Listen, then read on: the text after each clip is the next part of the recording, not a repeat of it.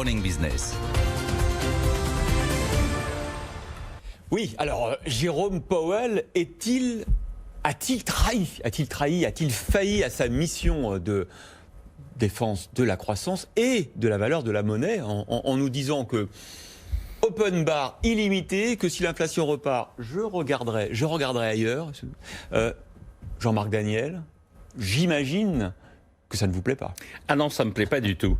Je considère qu'il est en train de trahir effectivement sa mission de banquier central. Alors, il faut regarder cette histoire de mission des banques centrales, parce que vous savez, on nous a beaucoup dit la grande différence qu'il y a entre la BCE et la Réserve fédérale des États-Unis, c'est que dans les objectifs, dans les missions de la Réserve fédérale, il y a la lutte contre le chômage, l'action en faveur de la croissance, ce qui n'est pas bon. Alors, c'est faux pour deux raisons. La première raison, la première raison, c'est que quand vous regardez les statuts de la BCE, la BCE doit se soumettre aux traités européens et dans les objectifs de l'Europe, il y a la croissance et l'emploi. Donc la BCE agit dans le cadre des objectifs de l'Europe. Mais surtout, c'est faux parce que au moment où on a donné ces missions à la Réserve fédérale, il faut revenir à 1978. La Réserve fédérale, elle a été créée en 1913 pour 50 ans. En 63, le président Kennedy est parti à Dallas en disant, à mon retour, je signe la prolongation de son mandat.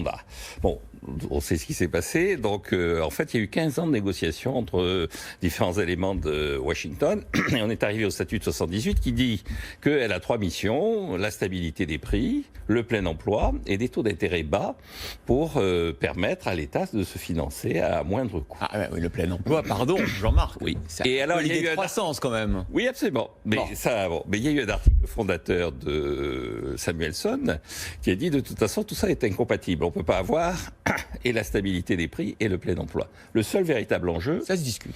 Oui, ça se discute, mais ça s'appelle l'arbitrage de Philippe. C'est un des points des 10 principes de Mankiw. Je pense que c'est vrai qu'on ne peut pas avoir les deux.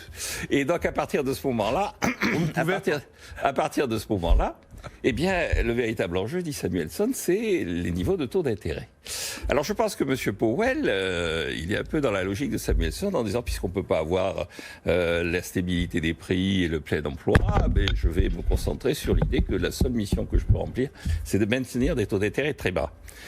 Néanmoins, et pour conclure sur ces rappels historiques, à l'époque, Tim Bergen, qui était aussi un prix Nobel d'économie, a expliqué que c'était pas ça la mission d'une banque centrale. La vraie mission d'une banque centrale, c'était de lutter contre l'inflation. Que les missions qui avaient été données à la banque centrale américaine étaient des missions un peu fictives, qui étaient un peu de discours politiquement corrects, mais qu'il ne faut pas oublier qu'à la base, dans le contexte actuel, le rôle d'une banque centrale, c'est de lutter contre l'inflation. Oui, il n'y a pas d'inflation aujourd'hui. Et que la banque centrale ne fasse rien, et qu'elle attende. Mieux vaut ne rien faire que faire des bêtises, et il n'y a pas d'inflation. L'inflation sous-jacente aux États-Unis est en train de légèrement remonter. Il n'y a pas péril à leur demeure. Mais en fait, on est à 1,6% au mois de juillet, ce qui est plus que ce qu'on attendait, ce qui est plus que ce qu'on a constaté sur ces dernières années. Et à force, effectivement, d'injecter des liquidités, de maintenir des taux d'intérêt très bas, on est en train de créer une tension inflationniste dans un pays où, de toute façon, vous avez quand même un décalage très fort entre la demande et la capacité de production du pays, puisque vous avez un déficit extérieur considérable. Et ça, c'est quand même un élément, sinon annonciateur, du moins un élément qui corrobore cette idée qu'il y a des tensions inflationnistes. Nicolas Dose, est-ce que vous êtes convaincu par cette démonstration de Jean-Marc Daniel ? Je suis convaincu par la démonstration de l'historien qui est implacable. Tout ce que dit Jean-Marc est totalement vrai. Je rajouterais même sur les banques centrales que, oui, effectivement, lutter contre la dérive des prix, contre l'inflation, assurer la stabilité du système bancaire, assurer la stabilité des changes et jouer le rôle de prêteur en dernier ressort. La nouveauté dans ce que nous dit Jérôme Powell hier, c'est justement le plein emploi est possible sans emballement de l'inflation.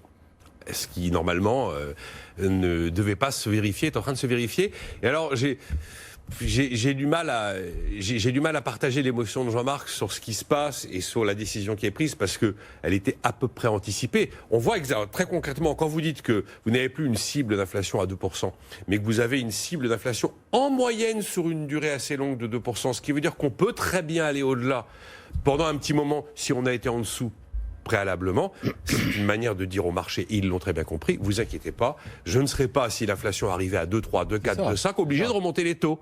Puisque c'est sur cette espèce de moyenne. Et donc les taux resteront bas très longtemps. Alors, autrefois, il y a encore quelque temps, on disait, c'est pas grave, c'est l'État qui paie. Maintenant, c'est pas grave, c'est la Banque centrale qui paie. J'ai eu du mal à être surpris, parce que quand je constate tout ce que j'ai pu vivre depuis quelques années avec les politiques monétaires, je ne suis pas étonné que cette politique monétaire de banque centrale, prêteur en dernier ressort, devienne de plus en plus une politique monétaire de payeur en premier ressort. C'est un peu comme ça que ça se passe. Donc, qu'il y ait un niveau supplémentaire dans les prises de position et dans les virages et dans les changements de doctrine de banque centrale, peu importe ce que l'histoire peut nous enseigner. Je ne suis pas du tout surpris. On a fait du quantitative easing, puis ensuite on a fait du taux zéro, puis maintenant on a fait du taux négatif, puis maintenant on fait des prêts en liquidité au niveau des banques européennes par la BCE, qui sont eux aussi à taux négatif. On fait clairement du financement monétaire des dépenses publiques. Et on a même fait de l'hélicoptère monnaie en avril aux États-Unis. Puisque, souvenez-vous, chaque ménage américain a reçu $1 200 et il y avait $500 de plus par enfant. Et je dirais même que la BCE fait encore plus, puisque de plus en plus, depuis la fin de Mario Draghi et l'arrivée de Christine Lagarde, c'est presque plus de la politique monétaire qu'elle fait. C'est de la politique pure dans la mesure où elle est la seule institution fédérale vraiment opérationnelle. Je suis absolument pas surpris par ce qui s'est passé hier. Et en fait, ça m'a provoqué aucune émotion.